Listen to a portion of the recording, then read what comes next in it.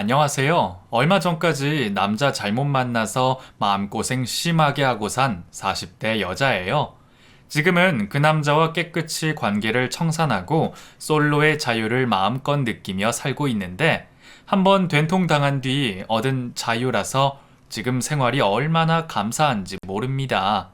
갈수록 혼자 사는 사람이 많아진다는데 요새 솔로 인생도 대세인가 봅니다. 이곳에서 사연들 들어보면 차라리 혼자 살고 말지 싶은 얘기들 많잖아요. 제가 겪은 일도 결국엔 그 얘기예요. 어떤 일이 있었는지 썰을 풀어볼게요. 제 인생에서 지우고 싶은 오점인 그 남자는 바로 저의 전 남편이에요. 그 사람을 처음 만났던 날, 그날을 할 수만 있다면 싹둑 잘라버리고 싶은 게 저의 간절한 소망이죠. 그때는 지금 이렇게 될 줄은 꿈에도 모르고 저보다 5살이나 어린 남자가 좋다고 달려드니 거기에 정신을 못 차리고 결혼까지 하게 돼버렸죠. 애초에 저는 20대부터 친구들에게 결혼 안 하고 혼자 살 거라고 그렇게 얘기하고 살았거든요. 저희 부모님도 이혼을 하셨고 그 이혼의 결정적인 원인이 되었던 게 아버지의 외도였기에 평생을 참고 사느니 차라리 결혼 안 하고 혼자 살리라 그렇게 맘먹고 있었죠. 제가 결혼은 왜 하냐고 혼자 살자고 그렇게 얘기를 하면 다들 제 말에 호응을 하며 평생 즐기며 살자고 그랬던 친구들이 시간이 흐르면서 하나 둘 시집을 가고 자식을 낳고 그렇게 살더라고요. 뭐 다 자기들 인생이니까 결혼도 자기가 선택하는 거지만 대부분 결혼을 하고 싱글이 몇 명 안 남은 38살이 되니 저도 왠지 불안한 마음이 들더군요. 이거사, 왜 결혼을 안 한다는 거야? 네가 뭐가 모자라, 응? 다른 애들 다 시집가서 잘 사는데 너도 가서 남편 그늘 아래서 편하게 살면 좀 좋아. 남편 그늘이면 다 편해? 엄마는 편하게 살았어? 엄마가 어때서? 이 정도면 됐지. 그리고 남자들이 다 아빠 같은 줄 알아? 요새 남자들은 옛날 사람들 같지 않어. 애도 같이 봐주고 설거지 빨래도 다들 하더만.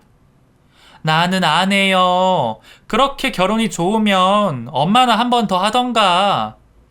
지지배가 못하는 말이 없어. 엄마는 제가 혼자 늙어가는 꼴을 가만히 보고 계실 수가 없어 어디서 자꾸 선을 잡아 오셨어요. 당연히 저는 안 나간다고 했고 그런 저의 말에도 억지로 선을 잡아 오셨어요. 저도 엄마 닮아 고집은 한 고집 하거든요. 3번을 연속으로 펑크냈더니 다시는 약속을 안 잡아 오시더라고요. 등짝은 수시로 맞았지만 그렇다고 억지로 그런 자리에 앉아 있기도 싫었어요. 결혼 생각도 없는데 그런 자리에 앉아 있는 것 자체가 상대에게 더 신뢰라는 생각도 들었고요. 그렇게 꿋꿋하게 버텼지만 38살의 남은 싱글 친구 3명 중 1명이 결혼을 했어요. 당연히 결혼식장에도 가고 축하를 해줬지만 그때 가슴에 뭔가가 빠져나간 것 같이 허전한 느낌이 들더군요. 그리고 불안한 마음도 들었어요. 다들 저랑 같이 평생 혼자 살 거라고 해놓고 시집은 왜 또 그리 잘들 가는지. 결혼식장에 남편 팔짱 끼고 오고 걔 중엔 아이 하나 둘은 데리고 다니면서 정신은 없어 보였지만 반대로 얼굴은 또 편안해 보이더군요. 그때 걔들을 보면서 제가 자극받았던 게 바로 안정감 같은 거였어요. 몸이 바빠도 마음은 편안해 보이는 그런 모습이요. 그때 그런 차이를 느끼게 되자 문득 외면하고 있었던 불안한 마음이 고개를 치켜들더라고요.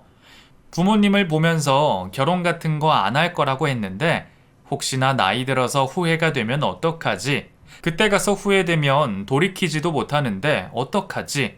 이런 걱정들이 생기기 시작하자 결혼에 대한 생각이 조금 바뀌기 시작했어요. 그렇게 마음이 흔들리고 있을 때쯤 문제의 남자를 만나게 됩니다.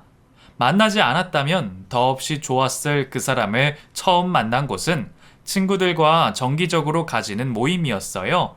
친목 모임이었는데 한 친구가 괜찮은 동생이 있다고 동행을 했고 그렇게 나온 사람이 그 사람이었죠. 빈자리에 앉다 보니 저와 마주보고 앉게 되었는데 얘기도 나누고 술도 먹으면서 재밌는 시간을 보냈죠. 누나, 진짜 38살이에요? 나이 얘기 자꾸 하지 말라니까. 에이, 어때서 그래요? 근데 누나, 진짜 그렇게 안 보여요. 38살이 아니고 28살 같은데? 립 서비스인 거 뻔히 아는데도 어려 보인다고 말해주니 기분은 좋더라고요. 기분이 좋으니 술도 더 잘 넘어가고요. 그렇게 신나게 놀고 헤어질 시간이 되었을 때 그 사람이 저에게 연락처를 물어봤어요. 누나, 전화번호 알려주세요. 내 번호? 왜? 에이, 왜 그러세요? 누나한테 연락하려고 하죠. 밥 사주세요, 누나. 어린 걸 무기 삼아 연락처를 묻는 그가 귀엽게 보였어요. 친구들은 다들 결혼해서 놀아주지도 않는데 심심하면 같이 놀기 괜찮겠다 싶어서 연락처를 주고받았고 그 다음날부터 그 사람에게 줄기차게 연락이 오기 시작했어요. 같이 저녁을 먹거나 쉬는 날 낮에 시간이 되면 같이 차도 마시고 영화도 보고 그렇게 자주 만나면서 사이가 가까워지기 시작했어요. 그렇게 만나기 시작하고 3개월쯤 지났을 때 그 사람이 저에게 사귀자고 하더군요. 저보다 5살이나 어린 남자. 솔직히 나이 차가 부담이 됐어요. 그에게 호감이 없는 건 아니었지만 나이 차를 생각하지 않을 수가 없잖아요. 너랑 나 몇 살 차이 나는지 알아? 알죠. 왜 몰라. 5살. 그런데 우리 둘이 사귀자고? 남자 여자 만나는데 나이 차가 무슨 상관이야. 그 사람은 나이 따위 신경 안 쓴다며 그런 거 상관없다고 하면서 밀어붙이기 시작했어요. 처음부터 누나가 아니라 여자로 봤다면서 꼭 나랑 사귀겠다고 하는데 저도 여자인지라 그런 모습에 은근 마음이 끌리는 거였죠. 제가 계속 우물쭈물하자 그가 오늘부터 우리 연인이다 못을 박았고 그렇게 저는 끌려갔어요. 그 사람이 저보다 나이가 어리긴 했지만 성향이 좀 강성 있었거든요. 그래서 둘 사이의 주도권은 거의 그 사람이 잡고 있었죠. 데이트를 할 장소를 고른다거나 식당의 메뉴를 고르는 것들을 제 취향에 맞춰서 참 잘 준비했어요. 살다 보면 점점 귀차니즘이 되잖아요. 저에게 일일이 물어보지 않았지만 그를 따라가는 곳은 어디든 제 마음에 쏙 들었죠. 연하랑 사귀면 징징거릴까봐 걱정도 했던 저는 그와의 연애가 너무나 마음에 들었고 그 중에서 어리다고 저에게 의지하려고 하지 않는 점이 아주 마음에 들었어요. 그렇게 그와 잘 만나고 있는데 만난 지 3개월쯤 지났을까 저에게 결혼을 하자고 하더군요. 뭐? 결혼? 응, 우리 결혼하자. 뭐야, 농담하지 마. 농담 아니고 진심이야, 나. 나도 오래 생각해보고 말하는 거야. 솔직히 나도 연애 몇 번 해봤는데 한 번도 결혼까지 생각해본 사람이 없거든. 그런데 누나는 내가 책임지고 싶어. 그러니까 나랑 결혼해. 우리 이제 겨우 6개월 얼굴 본 사이야. 알아? 결혼이 뭐 장난도 아니고 이렇게 갑자기? 대체 이 사람이 왜 이러나 싶더군요. 겨우 3개월 사귀고 결혼하자니. 게다가 내가 자기보다 5살이나 많다는 걸 의식하지 못하는 건지 너무 당황스러웠어요. 저는 그에게 단호하게 거절을 했어요. 내가 나이가 많고 어른들은 그런 거 안 좋아하신다고 여태 싱글을 고집하며 살아왔는데 뒤늦게 결혼하면서 환영받지 못하는 시댁은 나도 원치 않는다고 솔직하게 말을 했어요. 하지만 그 사람은 고집을 꺾지 않았고 그 뒤로도 줄기차게 결혼을 밀어붙이더군요. 연애할 때도 그에게 밀려서 했던 저는 결혼도 그렇게 될까봐 겁이 났어요. 그러자 저에게 이렇게 말을 하더군요. 사람 어차피 혼자 못 살아. 언젠가는 누나도 누구랑 결혼하고 싶을 거야. 그러니까 지금 이렇게 내가 손 내밀 때 잡아. 내가 평생 행복하게 해줄게. 우리 사귈 때도 그렇게 싫다고 하더니 막상 사귀니까 이렇게 좋잖아. 그러니까 나 믿어. 자기를 믿으라며 큰 소리 뻥뻥 치는 이 사람이 대체 뭘 믿고 이러나 싶더군요. 사귄 지 이제 겨우 3개월. 그를 처음 만난 것도 고작 6개월밖에 되지 않았는데 내 어떤 점을 보고 결혼하자고 하는 건지 도통 이해가 되지 않았어요. 게다가 계속 저는 싱글을 고집하며 살아왔기에 결혼하자는 그의 말이 겁이 나기도 했고요. 결혼해서 잘 산다는 보장이 있는 것도 아닌데 지금까지 고수했던 제 입장을 뒤집으면서까지 이 사람과 결혼하는 게 맞나 확신이 없었어요. 그렇게 우물쭈물하는 저와 달리 그 사람은 계속 결혼을 밀어붙였고 10번 이상 계속 찍어대니 저도 별 수 없이 넘어가 버렸어요. 제가 결혼을 하겠다고 하니 저희 집에서는 두 손 두 발 다 들고 환영했습니다. 그동안 본의 아니게 집에서 똥차 취급을 받았던 저로선 부모님이 이렇게 좋아하시니 이걸로도 된 것 아닌가 싶기도 하더군요. 다만 결혼 상대가 저보다 5살이나 어리다는 건 두 분 다 놀라시더군요. 그의 부모님도 놀라신 건 마찬가지고요. 하지만 결혼을 하는 것에는 반대를 하지 않으셨어요. 당연히 반대하실 거라고 예상했던 저는 의외의 반응에 마음 편하게 결혼 준비를 할 수 있었고요. 그렇게 저는 만난 지 1년 만에 결혼식을 올리게 되었어요.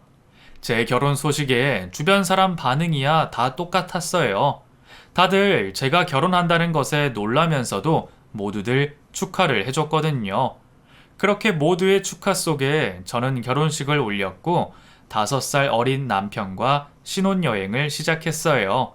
그때를 회상하면서 글을 쓰다 보니 갑자기 생각이 난 장면이 있네요. 결혼식 당일날 저희 엄마는 제게 늦게나마 결혼을 한다는 게 좋으셨는지 싱글벙글이셨어요. 보통 친정엄마가 눈물을 흘리시잖아요. 저희 엄마는 전혀 눈물 따위 보이지 않으셨고 오히려 시어머님은 펑펑 우셨어요. 눈물이 계속 흘러서 아예 손에 손수건을 들고 식을 진행했던 기억이 나네요. 외아들이라 감정이 애틋하셨던지 완전히 반대된 어머님들의 모습에 하객들이 수군대던 모습이 아주 선명히 기억나요. 그 모습에 참 민망했었거든요, 제가. 어쨌든 그렇게 저희의 결혼 생활이 시작되었고 처음 6개월은 정말 행복했어요. 재미도 있었고요. 사귄 지 1년도 안 된 상황이니 콩깍지가 벗겨지기도 전이잖아요. 그러니 둘이 얼마나 좋았겠어요. 사귈 때는 데이트 후에 헤어질 때면 아쉽고 그랬는데 결혼하고 나니 같이 한 집으로 들어가니 헤어질 아쉬움도 없고 또 그 사람이 살림을 참 잘했거든요. 요리를 어찌나 잘하는지 제가 저녁을 준비한다고 해도 어느새 앞치마를 메고 주방에 서서 재료를 다듬고 있었어요. 그러면서 저더러 소파에 가서 쉬라고 했죠. 제가 필요하다 싶은 것들은 말을 하기도 전에 다 준비하고 챙겨주고 그렇게 참 저에게 잘해줬어요. 자기가 좋으면 간이고 쓸개고 다 빼주는 사람 있잖아요. 그 사람이 딱 그런 케이스였죠. 하지만 그 행복한 시간은 오래가지 않았어요. 사람이 일관성이 참 중요한데 이 사람은 일관성은커녕 양은 냄비 같은 사람이었어요. 자기, 나 퇴근했는데 오늘도 늦어? 어쩌지? 오늘 동기 모임이 있어서 늦을 것 같은데. 모임? 나한테 그런 말 없었잖아. 미안. 요즘 내가 자꾸 깜빡해. 일찍 들어갈게. 저녁 챙겨 먹고 그래? 결혼하고 6개월 정도 지났을 때 저와의 저녁 식사는 한 번도 놓치지 않았던 사람인데 그때부터 혼자 밖에서 외식을 하고 들어오는 날이 생기기 시작했어요. 외식 할 수 있죠. 그 사람도 사회생활 하는 사람인데 인맥 관리도 하고 친구들과 회포도 풀고 그래야죠. 그걸 이해 못하는 건 아니에요. 다만 뭐든 정도라는 게 있잖아요. 결혼을 했으니 뭐든 저와 해야 한다 그런 게 아니라 일주일에 한두 번은 자기 볼일을 보고 나머지는 집에 와야 되는 거잖아요. 물론 처음에는 일주일에 한두 번 늦게 집에 들어오고는 했는데 문제는 점점 그 횟수가 늘어난다는 거였어요. 일주일에 이틀이었던 횟수가 나중에는 5번, 6번을 늦게 들어왔으니까요. 주중에 이틀 빼고는 저녁을 저 혼자 먹는데 어느 와이프가 좋다고 하겠냐는 거예요. 그것도 신혼에. 결혼 1년쯤 되었을 때 그 지경이 되었는데 저도 사람이잖아요. 화가 당연히 나죠. 그래서 따졌어요. 오늘도 늦어? 아니, 자기 너무한다고 생각 안 해? 에이, 왜 그래? 아니, 지금 이번 주만 해도 월화수목금 모두 늦게 들어오잖아. 당신 대체 밖에서 뭐 하고 다니니?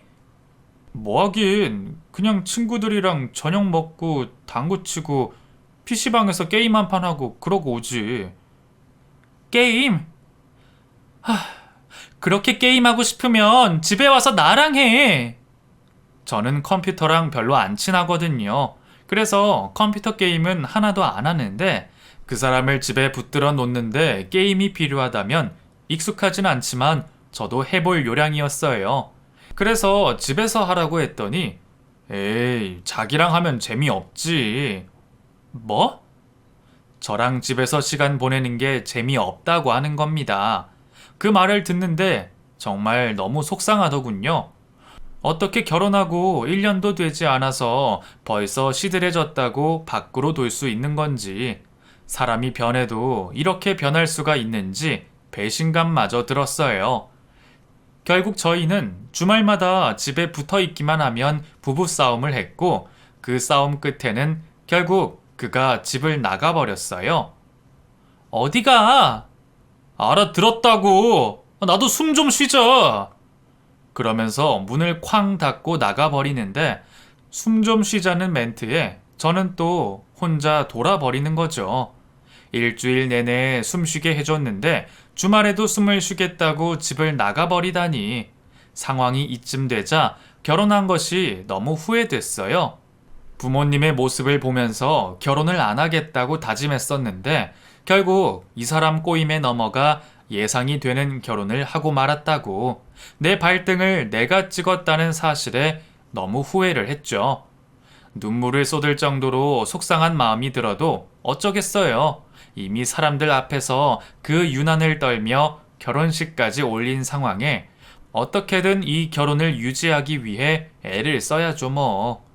그래서 남편의 마음을 돌릴 방법이 뭐가 있을까 고민을 하다가 아이를 가져야겠다는 생각이 들더군요. 결혼을 했으니 자식을 낳는 건 당연한 거고 우리 둘의 사이가 시들해졌다면 아이를 낳아서 관계를 다시 이어붙여야겠다 싶었어요.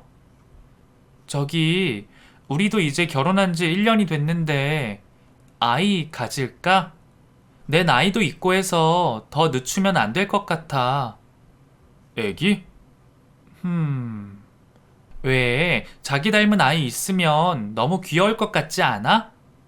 내 친구들 보니까 애 때문에 힘들다던데. 돈도 그렇고 시간도 그렇고 우리 모임하는데 애 때문에 못 나오는 친구도 있어. 와이프가 못 가게 해서. 이렇게 말을 하면서 임신에 대해 부정적인 반응을 보이는 겁니다. 저는 결혼 생활을 어떻게 하면 원만히 헤쳐나갈까 궁리해서 말을 한 건데 애 같은 말을 하면서 책임지기 싫다는 어조로 얘기하는 모습에 순간 어찌나 화가 나던지요. 겨우 화를 가라앉히며 다시 말을 꺼내봤지만 제 말이 전혀 먹히지 않는 겁니다. 대체 나랑 뭐 하자는 건가 싶더군요. 결혼하자고 꼬실 때는 하늘의 별도 따다 줄 것처럼 그러더니 어떻게 사람이 이렇게 변할 수가 있는지 저에게 청혼한 사람이 이 사람이 맞나 싶을 정도로 낯설었어요. 지금 보여주는 모습이 본 모습일 텐데 사람을 제대로 보지 못한 제 잘못이었어요. 그런 제 속사정을 모르시는 시어머님은 아이를 빨리 안 가지냐며 저를 재촉하셨죠. 얘 아가, 니들 애기 소식은 없니? 시어머님의 말에 저는 묵묵히 남편을 쳐다봤어요. 그러든가 말든가 핸드폰 게임 삼매경에 빠져 있는 남편이었죠.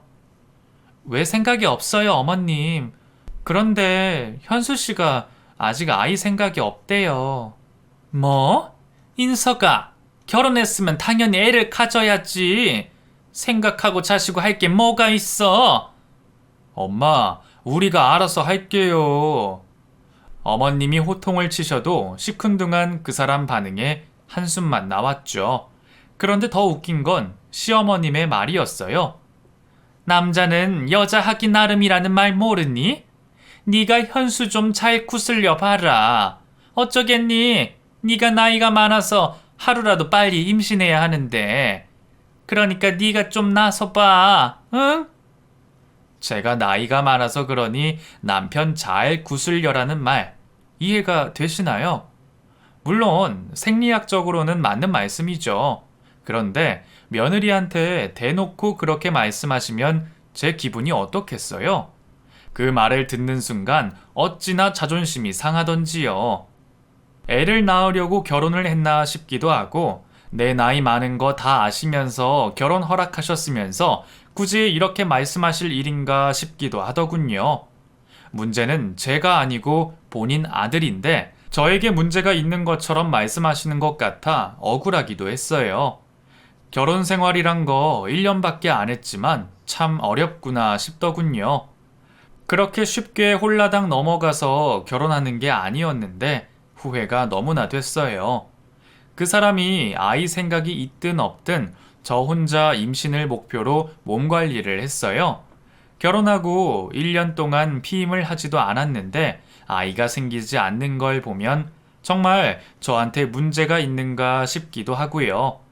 그래서 영양제도 챙겨 먹고 운동도 시작했어요. 여전히 주 5일은 늦게 들어오는 남편이었지만 더 이상 스트레스 받지 말자 싶어 관심도 끊었죠. 결혼했다고 뭐 다 인꼬새처럼 사이가 좋아야 하는 건 아니잖아요. 그 사람에 대해 내려놓기만 하면 뭐 이런 생활도 나쁘지 않다 싶더군요. 그렇게 저만의 방법을 찾아가던 중 기절초풍할 일이 생깁니다. 바로 남편의 금융사고예요. 저기 나 할 말 있는데 어쩐 일인지 그날따라 집에 일찍 들어와 저에게 저녁도 만들어주고 화장실 청소도 하면서 시키지 않은 일을 하더군요. 마치 신혼 초로 돌아간 것 같았어요. 갑자기 다른 행동에 낯설었지만 이제 마음을 좀 잡았나 싶은 기대도 없지 않았어요. 그래서 기분 좋게 저녁을 먹고 TV를 보며 쉬고 있는데 갑자기 말을 꺼내더라고요. 왜 그래? 무슨 일 있어? 그게 있잖아. 말을 잇지 못하고 뜸을 들이는 모습을 보고 있자니 뭔가 촉이 왔어요. 대형 사고구나 싶었죠. 아니나 다를까 뒤이어 나온 말에 저는 두 눈을 감을 수밖에 없었어요. 그렇게라도 해야 저를 진정시킬 수 있겠더라고요. 실은 우리 집 말이야. 내가 돈이 없어서 아는 형님들한테 빌린 거거든. 뭐? 빌린 돈? 결혼을 할 때 집을 구하면서 전세와 매매가가 별 차이가 나지 않아 매매를 했거든요. 매매하면서도 돈이 부족해 3분의 2는 대출을 끼고 구매한 집인데 그 나머지 돈도 빌렸다는 말에 황당했어요. 그러니까 저희 집이 몽땅 빌린 돈으로 산 집이라는 말이었죠. 어머님, 아버님이 해주신 돈 아니야? 아니야. 우리 집에 돈 없어. 결국 100%다 빚으로 빌린 아파트라는 말인데 그 빌린 돈을 그동안 제대로 갚지 못해서 그 형님들이 화가 났고 일시불로 갚으라고 으름장을 놨다는 말을 하더군요. 그래서 말인데 당신 카페 그거 처분해서 막으면 안 될까? 카페? 무슨 카페? 그 형님들이 무서운 사람들이라 돈을 바로 갚아야 한다면서 저더러 제가 가진 카페를 팔자고 하는 남편. 저는 그게 무슨 말인지 이해가 되지 않았어요. 제가 일하는 곳이 카페는 맞는데 친구의 카페를 제가 맡아 운영만 하는 거였거든요. 말하자면 월급 사장인 거죠. 그런데 남편은 제 카페인 줄 알고 있었다는 겁니다. 아니 그럼 그 카페가 내 건 줄 알았어? 직원들이 당신 거라고 해서 그런 줄 알았지. 그럼 당신 거 아니야? 에이씨. 제 카페가 아니라는 걸 그때서야 알게 된 남편은 망했다는 표정으로 좋다 말았네 식의 말을 하더군요. 이쯤 되니 제가 할 말이 없어졌어요. 결혼할 때 집은 걱정 말라며 그렇게 자신만만해 하더니 결국엔 대출과 사채로 아파트를 구해놓고 제 소유의 카페를 팔아서 만회할 생각이었던 거죠. 가만히 보고 있자니 기가 차더군요. 저는 그 사람에게 이거 사기 결혼이냐고 따져 물었고 그 말에 기분 나쁜 그 사람도 저에게 큰 소리로 자기를 속였다며 저더러 사기 결혼이라고 하더군요. 그렇게 그날도 서로 소리 지르며 대판 싸웠고 그 인간은 결국 집을 나가버렸어요. 어쩌다가 내가 이런 상황이 됐는지 막막하고 화가 나고 너무 속상했어요. 결혼 상대를 고르다가 결혼이 늦은 것도 아니었고 단지 행복하게 살고 싶어서 결혼은 하지 말자 그랬던 거였어요. 뒤늦게 생각을 고쳐먹고 날 사랑해주는 사람을 만나 결혼한 건데 결국 이 지경이 되니 내가 뭘 그리 잘못을 했나 싶더군요. 운이 없다고 해야 하는 건지 복이 없다고 해야 하는 건지 저는 감당할 수 없이 몰아치는 상황들에 정신적으로 너무나 지쳐가고 있었어요. 제가 속이 상한 건 상한 거고 금융사고는 그것대로 먼저 처리해야 했어요. 별 수 없이 살던 신혼집을 매매하고 갈 곳이 없어진 저희는 시댁으로 들어가게 됐습니다. 친정에서는 당장 이혼하고 오라고 난리셨고 저도 그러고 싶은 마음이 굴뚝 같았지만 겨우 마음을 진정시키고 저를 다독였어요. 다 늦게 결혼해서 얼마 살지도 못해 이혼했다는 소문이 도는 게 너무 싫었어요. 그래서 죽이 되든 밥이 되든 버텨보자 싶더군요. 신혼 가구며 가전들 둘 곳도 없어서 컨테이너에 우선 맡기고 달랑 트렁크 2개만 들고 시댁에 들어가니 시부모님은 멋쩍은지 저와 제대로 얘기도 못 나누셨어요. 그 사람도 할 말이 없던지 트렁크를 올려놓고는 밖에 나가버리더군요. 현수가 알아서 한다고 해서 우리는 그런 줄만 알았지. 이렇게 될 줄 누가 알았겠니? 이왕 이렇게 된 거 당분간 같이 지내면서 방법을 찾아보자. 아, 니들 아직 젊고 그런데 설마 삿입에 거미줄이야 치겠니? 물론 저를 위로하시려고 하신 말씀이겠죠. 하지만 태평스럽게 그런 말씀을 하신들 저의 기분은 조금도 나아지지 않았어요. 제일 큰 문제는 남편이란 사람의 태도였어요. 이미 일어난 일, 미안하다고 사과하고 다시 열심히 살아보겠다고 하면 저도 힘을 보태서 뭐라도 해보려고 하지 않겠어요? 그런데 시댁으로 이사한 첫날부터 저만 덩그러니 시댁에 두고 밖에 나가버리니 대체 나랑 뭐 하자는 건가 싶더군요.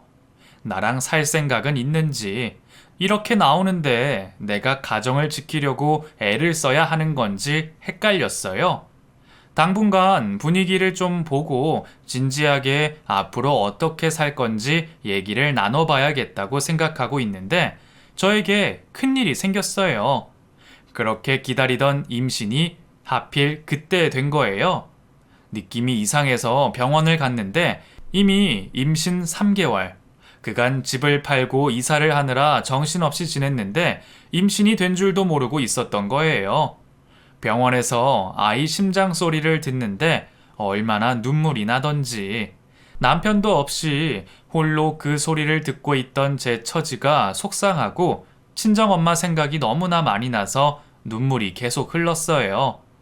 간호사가 당황을 해서 저에게 휴지를 건네주며 어깨를 토닥여 주는데 그 손길이 또 너무 의지가 돼서 눈물이 멈추질 않았죠. 엄마, 나 임신이래. 뭐? 정말이야? 아이고, 우리 설아가 이제 어른이 된다. 뭐 먹고 싶은 거 없어? 다른 데 가지 말고 엄마 집으로 와. 응? 저는 엄마가 너무 보고 싶었어요. 그래서 시댁으로 가다가 차를 돌려 친정으로 갔죠. 친정 엄마가 차려주는 저녁밥을 먹으면서 마음이 얼마나 편하던지. 시댁에서의 생활이 낯설어 잠도 설치고 있었기에 익숙한 친정이 너무나 좋았어요. 오늘은 그냥 여기서 자고 가, 응? 아니야, 가서 조서방한테도 알려야지. 오늘 저녁 너무 맛있게 먹었어요. 새삼스럽게 인사는 언제든 와. 밥 해주는 거 별거 아니니까. 엄마는 제가 안쓰러워 잡은 손을 놓지도 못하시고 계속 잡고 계셨어요. 아직 낳아서 키우지도 않았는데 벌써 철이 든 건지 엄마 얼굴이 새삼 나이 들어 보여 또 눈물이 흘렀죠. 엄마랑 그렇게 한참 눈물을 글썽이다가 겨우 시댁으로 갔어요. 같이 계속 살지 말지 고민했던 남편이지만 뱃속 아이의 아빠라는 생각에 그래도 내 남편이다 이렇게 마음을 돌려먹었어요. 언제 집에 들어올지 모르겠지만 그래도 둘이서 작은 축하는 해야 하지 않을까 싶어 케이크도 하나 사서 집으로 들어갔죠. 시부모님께 임신 사실을 알렸더니 잘 됐다고 말씀은 하시는데 또 느낌상 억지 웃음 지으시는 것 같았어요. 임신하라고 그렇게 닥달할 땐 언제고 상황이 이러니 걱정이 되시는 것 같았죠. 씁쓸한 마음을 감추지 못하고 방에 들어가 그 사람을 기다렸어요. 오늘은 일찍 들어오라고 문자까지 보냈는데도 밤 11시가 넘도록 집에 오지 않는 사람이었죠. 기다리다가 결국 혼자 잠들었는데 문득 이상한 기분에 잠이 깼어요. 눈을 뜨자마자 저는 기겁을 하고 맙니다. 눈을 떴을 때 익숙한 천장이 보인 게 아니라 저를 내려다보고 있는 한 쌍의 눈과 마주쳤거든요. 야! 저는 너무 놀라 비명을 질렀고 다시 쳐다보니 그 눈은 바로 시어머님이었어요. 시어머님은 기겁하는 저를 향해 검지손가락을 들어 쉿 하시더니 씩 웃고는 방을 나가시더군요. 꼼짝도 못하고 누워있던 저는 불이 나게 일어나 방문을 걸어 잠그고 불을 켰어요. 가슴이 두근두근 거리고 심장이 멎을 것 같았어요. 급히 남편에게 전화를 걸었지만 이 인간은 어쩜 그리 도움이 안 되는지 전화를 받지 않더군요. 몇 번이나 전화를 걸었지만 음성 안내로만 넘어가는 전화를 원망하며 뜬 눈으로 그 밤을 새웠어요. 아침 동이 트고 나서야 잠시 쪽잠을 잤죠. 완전히 날이 밝고 나서야 주방에서 그릇 소리가 들렸고 잠시 뒤 시아버님과 얘기를 나누는 시어머님 소리가 들렸어요. 저는 조심히 밖으로 나가 시어머님께 여쭤봤어요. 어머님, 어제 제 방에는 왜 들어오셨어요? 응? 내가 언제? 시어머님은 전혀 금시초문이라는 표정을 지으셨고 시아버님도 어젯밤 소동은 모르시는 눈치셨어요. 두 분의 반응이 그러하니 저는 마치 꿈을 꾼 것 같은 기분이 들었어요. 하지만 제 핸드폰에 남편에게 건 전화 목록은 그대로였고 절대로 꿈이 아니었다는 걸 증명했기에 어리둥절해지기만 했죠. 전날 남편은 외박을 했고 저는 밖에서 그를 만났어요. 그리고 간밤에 있었던 일을 얘기했죠. 와, 이제 우리 엄마까지 모함하냐? 모함? 내가 거짓말 한다는 거야? 아니, 말이 안 되잖아. 우리 엄마가 자고 있는 네 얼굴이 보고 싶어서 그러셨겠어? 아님, 우리 엄마가 몽유병 환자라는 거야? 내가 여태 살면서 우리 엄마가 밤에 그러고 다니는 건 한 번도 본 적이 없는데. 남편은 제 말을 믿지 않았어요. 저만 억울한 상황이었죠. 오히려 제가 시어머님을 모함한다는 식의 반응이라 제 속만 답답했습니다. 결국 그 건은 그냥 넘어가고 저는 중요한 임신건에 대해 얘기를 했어요. 진짜 임신했냐? 하여간 박서라, 집요해 집요해. 내가 애 싫다고 그렇게 말했는데 기어이 지 맘대로. 지금 말 너무 심한 거 아니야? 아, 몰라. 맘대로 해. 그 사람은 맘대로 하라면서 가버렸어요. 지 새끼 가진 여자한테 맘대로 하라고 하고는 그냥 가버리는 인간이 세상 어디 있을까요? 이럴 거면서 왜 결혼하자고 한 건지 혼자 남겨진 저는 눈물만 흘리고 있었어요. 답답한 마음에 친한 친구에게 속풀이를 했어요. 친구는 자기가 더 열불을 내면서 당장 이혼하고 아이도 지우라고 하더군요. 둘 다 내 발목을 잡을 뿐이라면서 관계를 끊어야 한다고 했어요. 친구가 무슨 생각으로 그런 말을 했는지 알지만 아이를 포기하라는 말은 도저히 듣고 있을 수가 없더군요. 결국 친구에게 더 이상 듣고 싶지 않다고 하고는 헤어진 후 집에 들어갔어요. 정신적으로 너무 힘든 하루, 지친 발걸음으로 겨우 집에 들어가니 이번에는 시어머님이 성난 표정으로 저를 기다리고 계시더군요. 너 아침에도 이상한 소리 하더니 현수한테도 그 말을 했니? 내가 밤에 네 방을 왜 들어가? 너야말로 이상한 꿈 꿔놓고 나한테 뒤집어 씌우고 그러니? 나 참. 이미 몸과 마음이 지친 저는 더 이상 다툴 힘도 없었어요. 제가 잘못 알았나 봐요. 죄송해요. 이만 들어가 보겠습니다. 저는 곧장 방으로 향했고 방문을 여는 제 뒤통수를 향해 시어머님의 말이 꽂혔어요. 애초에 나이 많다고 했을 때 반대했었어야 했어. 현수가 그렇게 사람 좋다고 해서 마음에 안 들어도 허락했더니 기만 세가지고 저렇게 지 잘난 척만 하니 현수가 마음이 편하겠냔 말이지. 현수 일이 안 된 것도 다 이유가 있어. 저 들으라는 듯이 하는 말을 들으며 속이 뒤집어졌어요. 당장이고 시어머님과 한바탕 뜨고 집을 나가고 싶었지만 하루가 너무 힘들었던 저는 걸을 힘도 없었죠. 저는 방문을 걸어 잠그고 곧장 침대로 들어가 누웠어요. 아랫배가 살살 아픈 게 뱃속의 아이가 걱정이었지만 아이를 어루만지듯 손으로 배를 문지르며 잠을 청했죠. 곧바로 저는 잠이 들었어요. 잠결에 문고리 소리가 들려서 잠이 깬 저는 시계를 보니 새벽 3시더군요. 방문을 잠그고 잠들었던 게 떠오름과 동시에 다시 문을 돌리는 소리가 났어요. 다행히 잠긴 상태라 문이 열리지 않았고 몇 번 더 소리가 들린 후 잠잠해지더군요. 등골에 소름이 쫙 돌았어요. 그 밤에 방문을 열려고 했던 사람은 시어머니일 거라 믿어 의심치 않았죠.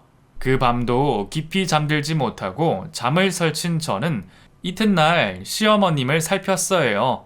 하지만 간밤에 일어난 일에 대해 전혀 모른다는 표정이었기에 아무 말도 하지 않았죠. 도저히 여기 있을 수가 없다 싶었어요. 아이를 혼자 키우더라도 남편과는 그 사람과는 인연이 여기까지다 싶더군요. 여전히 밖으로 나돌며 자기가 유부남인 것도 잊은 채 살고 있는 남편이란 인간과 마지막으로 얼굴 보고 끝내자 싶어 하루를 시댁에서 머물기로 했어요. 그래서 그날도 남편을 기다렸지만 그 인간 결국 집에 들어오지 않더군요. 저는 그에 대해 모든 걸 내려놓기로 맘먹고 시댁에서의 마지막 잠을 청했어요. 물론 방문을 걸어 잠궜고요. 그런데 그 밤도 어김없이 방문이 덜컥덜컥 흔들렸고 그 소리에 깜짝 놀란 저는 잠에서 깼어요. 어제처럼 몇 번 그러고 말겠지 했는데 어쩐 일인지 방문이 딸칵 열리고 말았어요. 기겁한 저는 황급히 침대 밑으로 숨었고 시어머님이 방 안으로 들어오시더군요. 저를 찾는 듯 침대 곁을 서성이던 시어머님은 제 화장대가 있는 곳에서 멈춰서서 한참을 계셨어요. 서랍이 열고 닫히는 소리, 화장품들이 부딪히는 소리들이 들리다가 곧 방을 나가시더군요.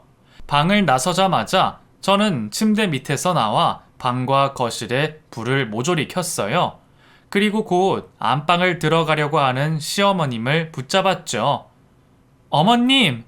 등을 돌리고 있던 시어머님을 돌려 세우니 얼굴에 제 화장품으로 덕지덕지 화장을 한 모습이 눈에 들어왔어요. 그리고 제 속옷을 옷 위에 걸치고 있는 시어머님은 저와 눈이 마주치자 씩 웃으시는 거죠. 소름이 끼쳤어요. 저는 너무 무서워서 뒷걸음질을 쳤고 시어머님은 저를 향해 천천히 걸어오셨어요.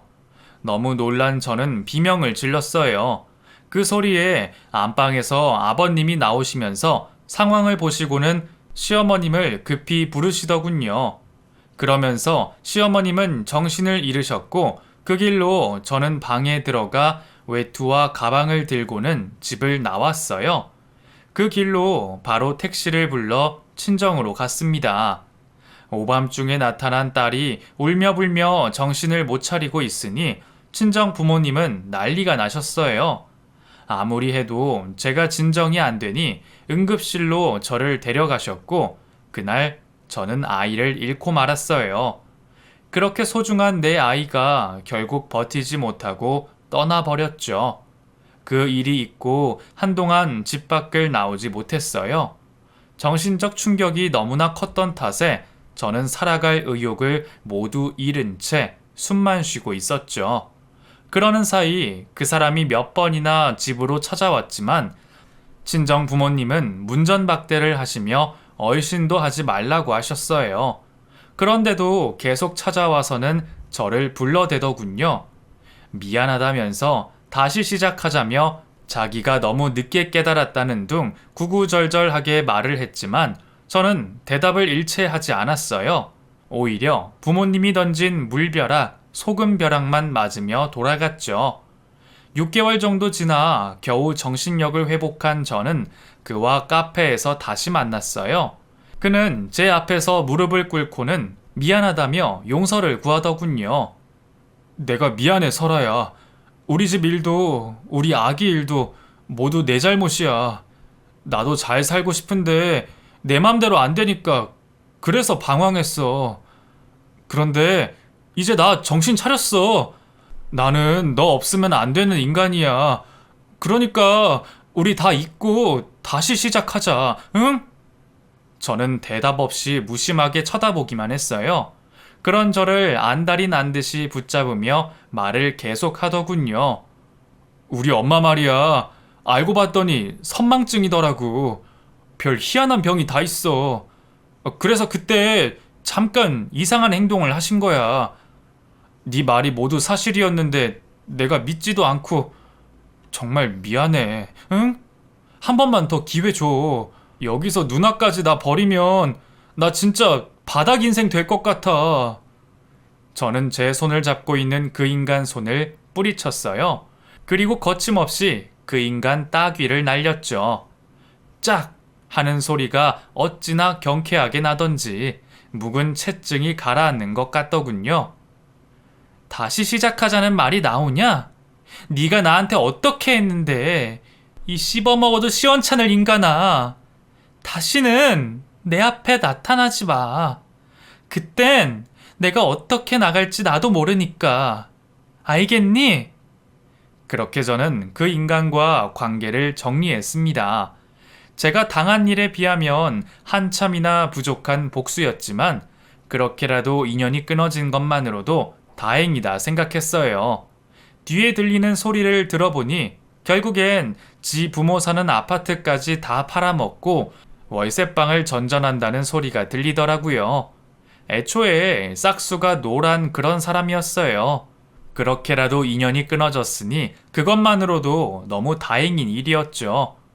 요즘 저는 너무 편안하고 자유로워요.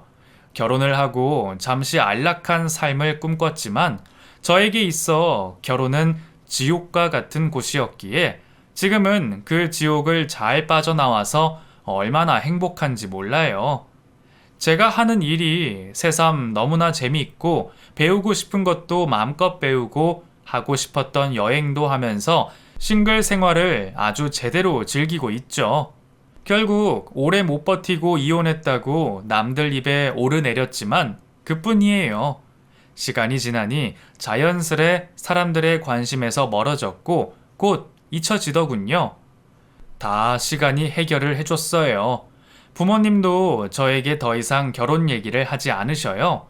그 일을 계기로 부모님과 오히려 함께하는 시간이 늘었고 사이가 더 돈독해져서 너무 좋아요. 지금 제 생활이 더할 나위 없이 딱 좋습니다. 제 이야기는 여기까지예요. 끝까지 들어주셔서 감사합니다.